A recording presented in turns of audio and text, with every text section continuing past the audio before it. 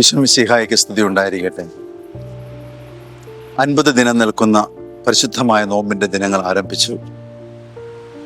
സെയിൻസിസ് മീഡിയയിലൂടെ ഇപ്രകാരം ധ്യാനാത്മകമായ കർത്താവേശുമിശിഹ പീഠാസനത്തെ ഹൃദയത്തിൽ പേറാൻ നമുക്ക് നല്ലൊരു അവസരം ഒരുക്കിയിരിക്കുക.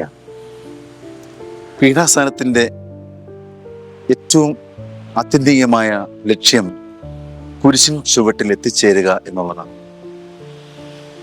കർത്താവേശുമിശിഹായുടെ പീഠാസനത്തോടാണ് നാം ചേർത്ത് വെച്ച് ധ്യാനിക്കുന്നതെങ്കിൽ ആ ധ്യാനത്തിൻ്റെ ഉച്ചസ്ഥായിലെത്തുന്നത് കുരിശിൻ ചുവട്ടിലെത്തി ആ വലിയ ആത്മനിർവൃതിയിൽ ആയിരിക്കുന്ന നിമിഷമാണ്. യോഹന്നാന്റെ സുവിശേഷം 19-ാം അധ്യായത്തിൽ 25-ാമത്തെ തിരുവചനമാണ് അതിന് നമ്മളെ ശക്തീകരിക്കുക.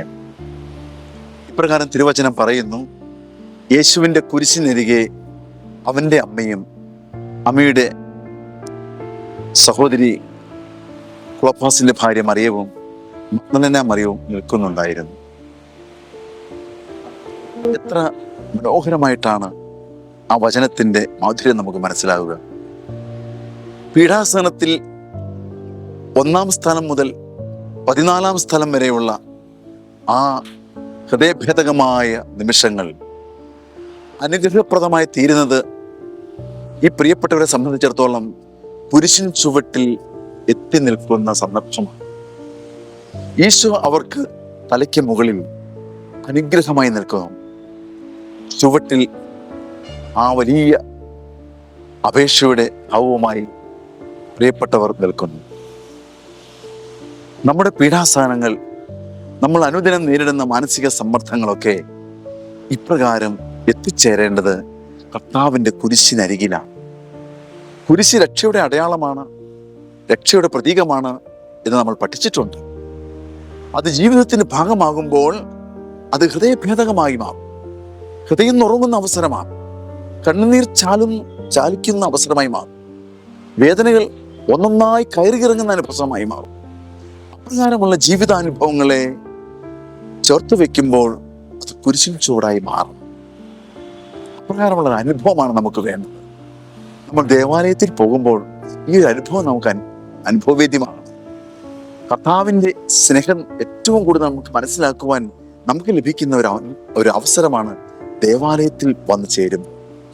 ദേവാലയത്തിൽ പരിശുദ്ധമായ ബലിപീഠത്തിന് ചുറ്റും നിൽക്കുമ്പോൾ കുരിശിൻ ചുവട്ടിൽ നിൽക്കുന്ന അമ്മയും സഹോദരങ്ങളും നിൽക്കുന്ന അതേ അനുഭവം ഉണ്ടാകട്ടെ. കർത്താവേശുമിശിഹയുടെ ബലിപീഠത്തിന് ചുറ്റും നിൽക്കുമ്പോൾ ആ ബോധ്യം നമ്മിലേക്ക് കടന്നു വരട്ടെ. ഈശോ നമുക്ക് മുകളിൽ നമ്മെ ശക്തിപ്പെടുത്തുന്ന ശക്തിയായി, ഒരിക്കലും തകർന്നു പോകാത്ത ബന്ധങ്ങൾ രൂപപ്പെടുത്തുന്ന കൂട്ടായ്മയായി നമ്മുടെ ദേവാലയ ജീവിതം നമ്മെ ബലപ്പെടുത്തട്ടെ. അതുകൊണ്ടാണ് നീ ദേവാലയത്തിൽ പോകണമെന്നും ദൈവികമായ കാര്യങ്ങളിൽ ഇടപെടണമെന്നും ദൈവത്തെ ആരാധിക്കണമെന്നും നമ്മെ ബോധ്യപ്പെടുത്തുന്നത്. ഈ കുരിശിൻ ചുവട്ടിലെ അനുഭവം നമുക്കുണ്ടാകും. സാഹോദര്യത്തിൻ്റെയും സ്നേഹത്തിൻ്റെയും പങ്കുവെക്കലിൻ്റെയും ഹൃദയം പരസ്പരം ഷെയർ ചെയ്ത് പങ്കുവെച്ചുകൊണ്ട് ദുഃഖങ്ങൾ പൂർണ്ണമായും പരിഹരിക്കുന്ന ദൈവത്തിൻ്റെ മുമ്പിൽ, ആശ്വാസദായകനായ കർത്താവിൻ്റെ മുമ്പിൽ ആയിരിക്കാൻ സാധിക്കണം. അതുകൊണ്ട് ദേവാലയത്തിൽ പോകുമ്പോൾ ഈ ഒരു മനോഭാവം ഉണ്ടാകട്ടെ. എല്ലാവരും ഒരുമിച്ച് സാഹോദര്യ തുല്യം ദൈവത്തിന് ബലിയർപ്പിക്കുമ്പോൾ കുരിശിൻ ചുവട്ടിൽ നിൽക്കുന്ന അനുഭവമായി മാറട്ടെ. ദൈവമേ, 50 ദിനങ്ങളിൽ കർത്താവേശുമിശിഹായുടെ ഈ അനുഭവം നിന്റെ ജീവിതത്തിലേക്ക് കൊണ്ടുവരുന്നതിന് വഴിയൊരുക്കട്ടെ. ആമേൻ.